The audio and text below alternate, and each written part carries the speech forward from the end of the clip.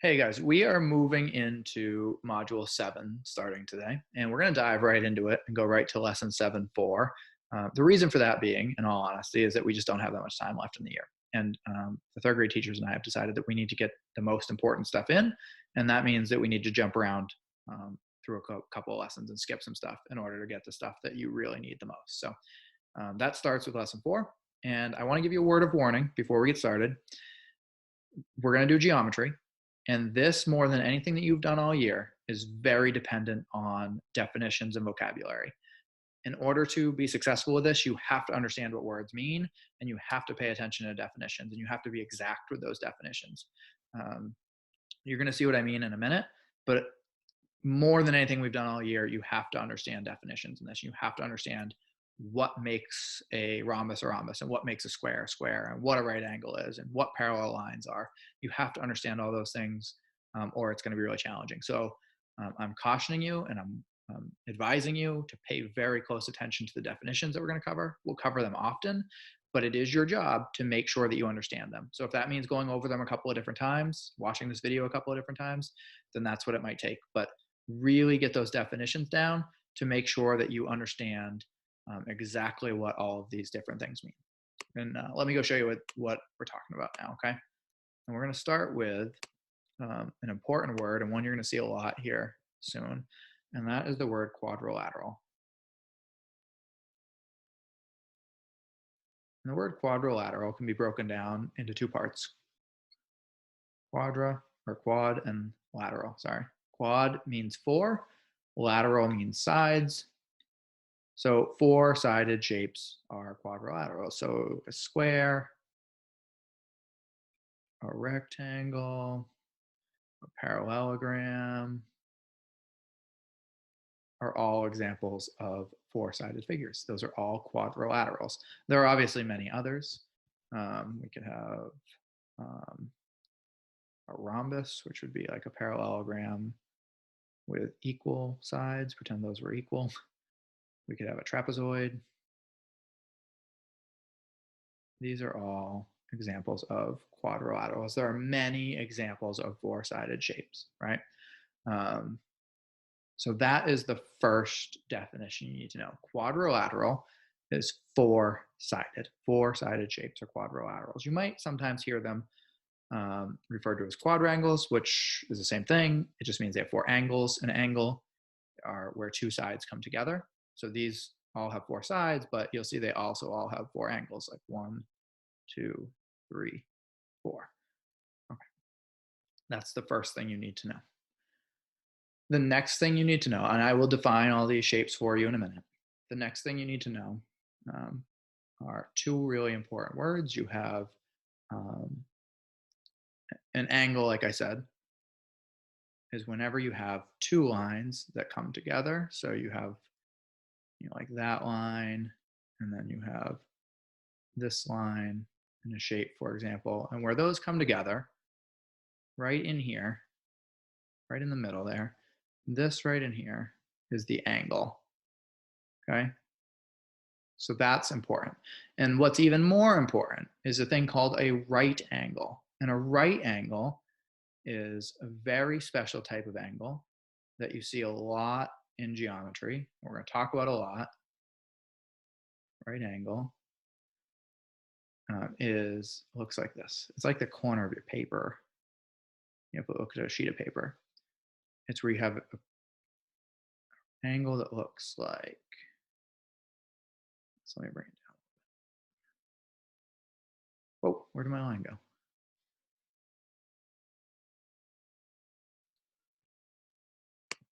Let's give this one more try.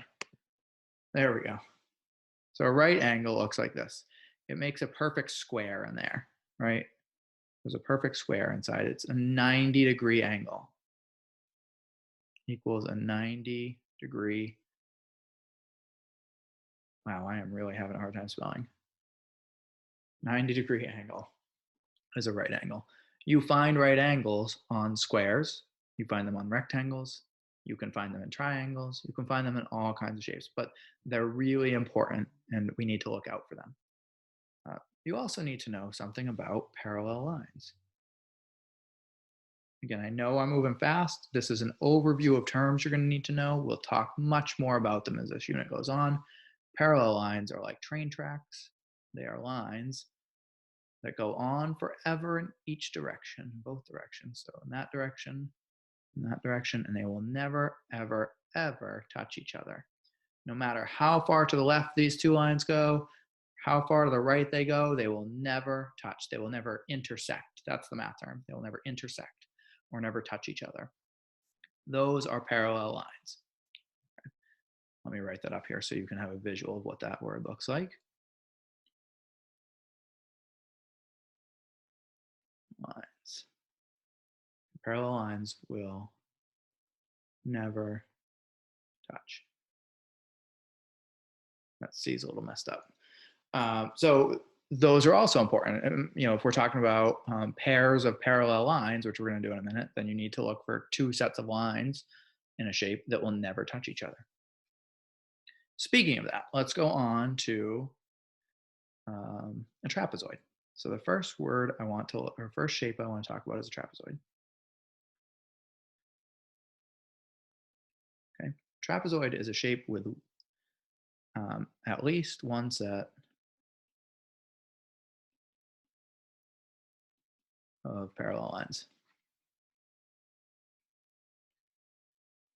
So that includes a lot of things, right? So we started with quadrilaterals, and now we're going on to trapezoids. And trapezoids are any shape that has at least one set of parallel lines. So you might have a shape that has a parallel line up here with one down here.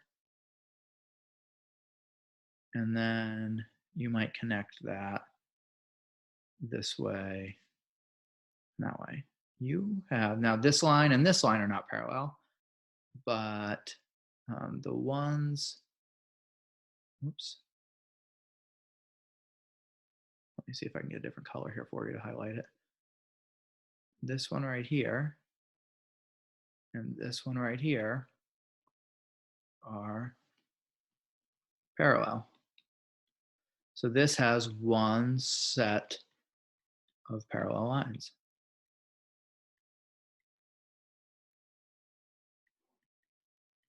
So it is a trapezoid.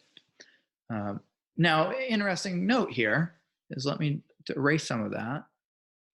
There are lots of shapes that have more than one set of parallel lines that are technically trapezoids. So let me pull a square up here. Let's look at a square for a second. A rectangle, we could look at a rectangle in the same way. But a square has at least one set of parallel lines. We have one, right here. I'll draw these in red. The ones I'm highlighting in red are parallel to each other. And then these other lines right here are also parallel. So it has two sets of parallel lines, which, as you're going to see in a minute, makes it another shape as well. But technically, it's also a trapezoid, right? Because it has at least one set of parallel lines. As soon as you've checked off that has one, it falls into that category, okay? And we're going to get into categorization a little bit later in the video. There is something I want to show you about that. But for right now, all I want you to know is that a trapezoid is any shape that has, any four-sided shape that has at least one set of parallel lines. So four-sided shape that has one set of parallel lines. Quadrilateral with one set or more of parallel lines. I'm going to keep saying that to you. The more I repeat it, the more that you're going to understand it. Let's get a new slide here. So then we have other types of quadrilaterals. So we have parallelograms. Now, a parallelogram gets a little bit more restrictive. It means there are fewer shapes in this club than there are in the club that's called trapezoids. So let's take a look at what a parallelogram might be. Parallelogram has two sets of parallel lines. So I got that one, and this one, and then I got this line and this line. Okay, so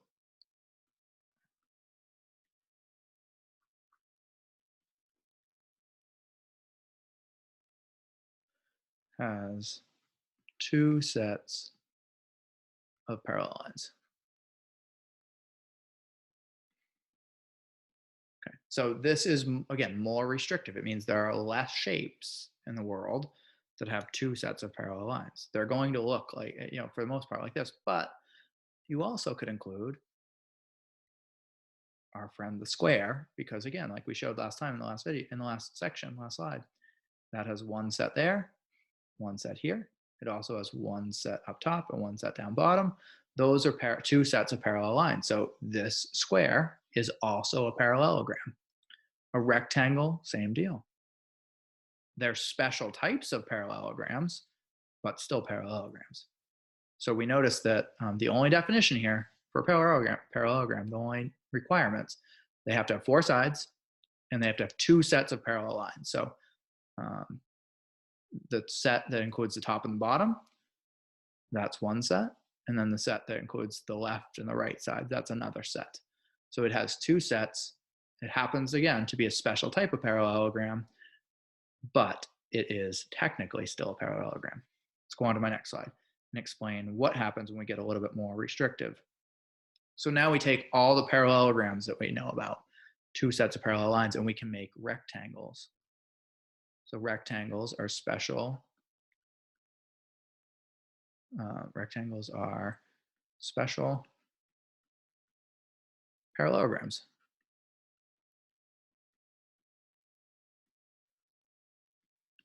So let's bring one up and then let's talk about it.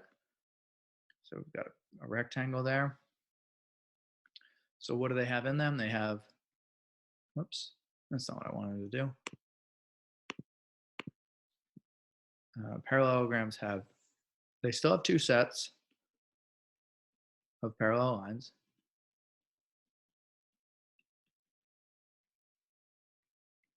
Their sides. But they have four right angles. So we have a right angle here.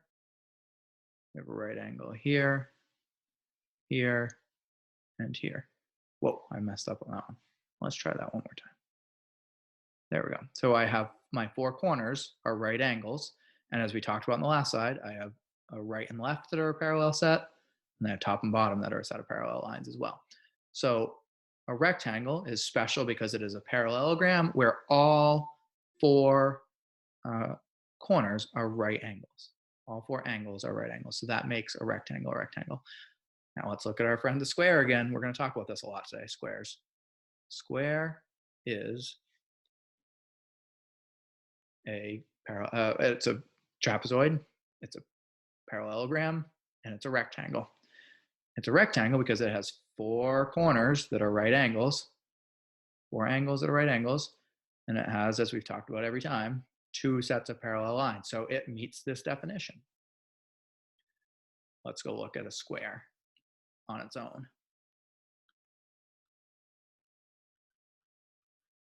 Squares, as you're going to find out, are really important and unique shapes. They are they meet a lot of other categories. So let's look at one. So squares have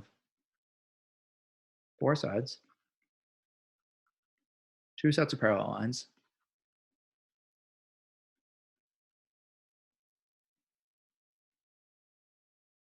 They also have four right angles. And lastly, most importantly, all the side lengths are equal. What happened to my, there we go.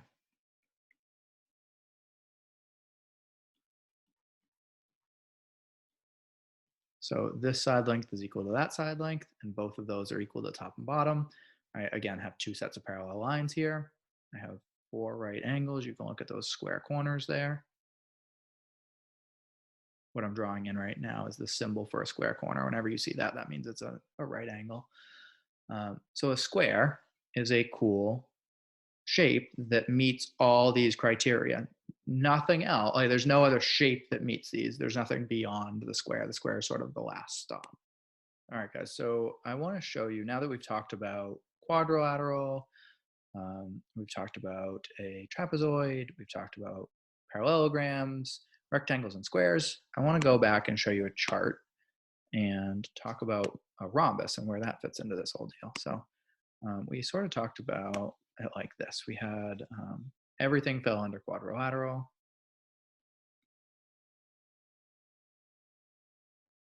And then from there, you went down and you had trapezoids. Then you went further and you had parallelograms.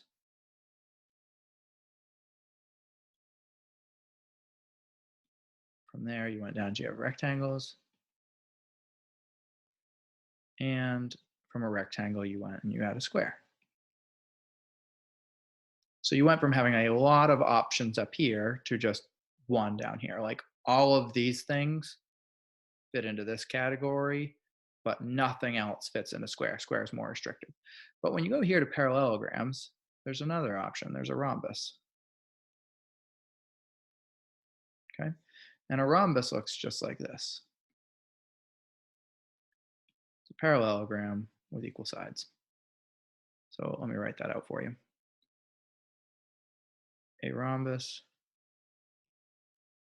is a parallelogram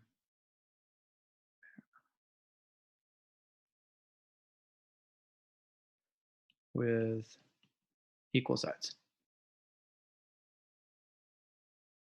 Okay. Now, not all rhombuses are squares, but you can make a rhombus a square. Like a rhombus can also, or a square can be a rhombus, I should say. A square can be a rhombus. So we can also have a square that is a rhombus. Think of a diamond, basically a square that's been tilted on its side, right? That is a rhombus, but it's also a square because not only does it have qualities of a parallelogram that have equal sides, but it also has 4 right angles.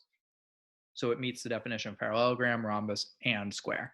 So not all rhombuses are squares, but squares are rhombus.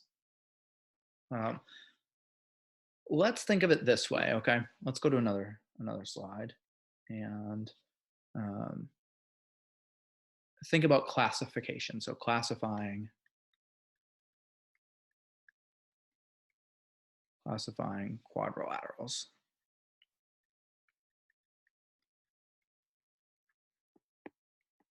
Okay, and for a minute, I want to talk about kids rather than quadrilaterals. So what I'm going to say is, think of this as an example. You have all people fit in that big circle, right?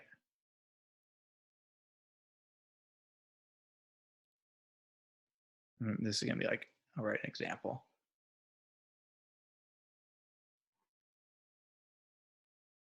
It's like an example here that we're doing. So all people fit in that big circle, right? And then if we classify it a little bit more, make it a little bit smaller group, we can start down here and we can say,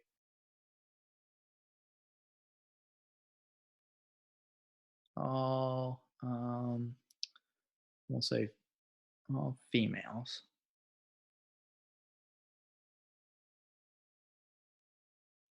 So now we have some people that fit into the people group, like me, like I fit in the person group, but I don't fit into the female group. I'm a male, so I stay out here on this side.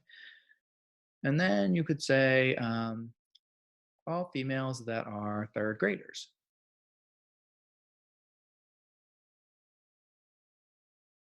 So that's going to cut out a lot of people, right?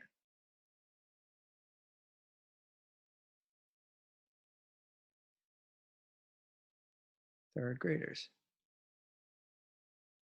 So we have people out here, like myself, men, boys, that can't go any further into this circle. Then we have females, Mrs. Mayo, for example, who goes in this far, but is she a 3rd grader? No, so she stays out here.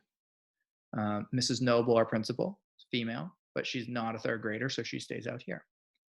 All 3rd grade girls are now in this bubble. Now, we could go another step further, and we could say 3rd grade girls at Wells Elementary School. The reason I'm showing you this is shapes get classified the same way. The more rules you add, the fewer things that apply that fall into each group, the smaller the group gets. So the more rules you have for a shape, the smaller the number of shapes that fit that category. So we have at WES, okay? And we can go further, right? We can go in Mr. Brunel's class, right? My circles are getting really small here. We're now down to like 8 or 9 people. 9, to be exact, 9. In Mr. Brunel's class. And then finally, we can even go a little bit further and we could say, I don't know, named Shane. I don't even know if I'm able to write that small in there. Named Shane. Well, now there's just one. There's only one person named Shane in Mr. Brunel's class at Wells Elementary School who's a 3rd grader, who's a girl, and is a person, right? So we have all kinds of people out here, 7 billion or so in the world. Half of those are female, far fewer are 3rd graders. Probably 200 or so go to Wells Elementary School. There are 9 in Mr. Brunel's class, and there's only one named Shane. So we went from having a lot of things that fit into this outside ring to just one that fits in the small ring. Now, that's really similar to how shapes are classified. Let me show you exactly why. We'll do that same thing with shapes. Let's get a different color though. Okay, so we have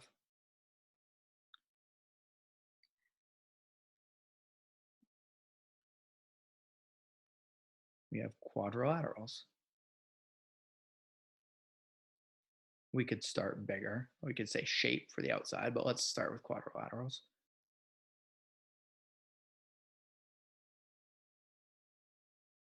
And then we could go and we could make another rule, and we could make our group smaller. And we could say trapezoids. Trapezoids, remember, have one set of parallel lines.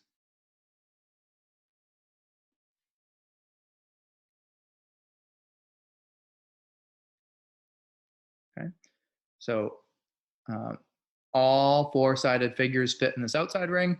Anything with at least one set of parallel lines falls in the trapezoid circle. And then we can narrow that further. We could say that we have parallelograms.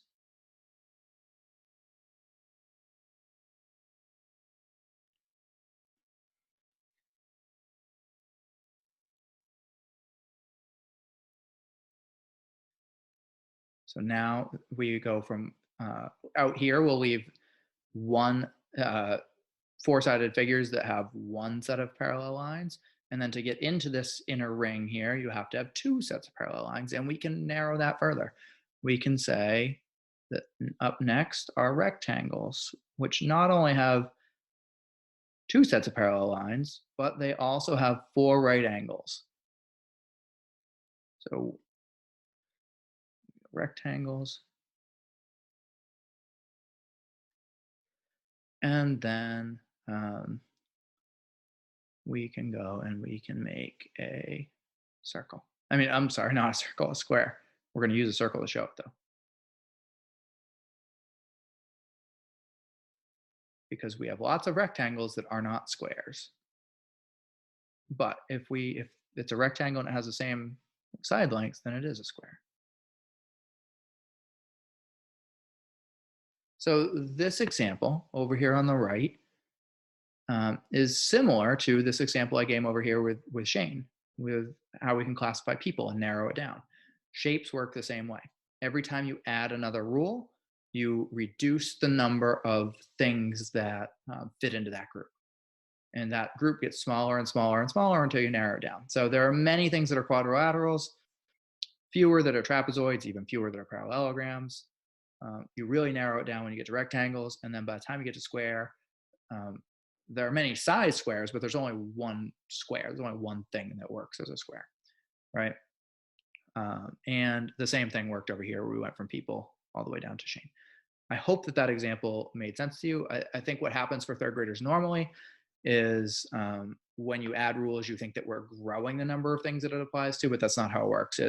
The more rules you add for shapes, the smaller the number of things that fit into each group. So that's the important thing to understand about classification of quadrilaterals, or of any shape really, is that the more rules you apply, the fewer things that fit into each group. So the more and more things that you say a shape has to have, that means the fewer number that are actually going to meet those qualifications.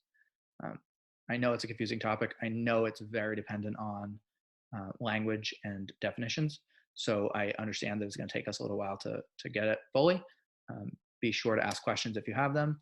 Otherwise, we will move on with lesson 5 tomorrow. Good job, guys. Keep up the hard work, okay?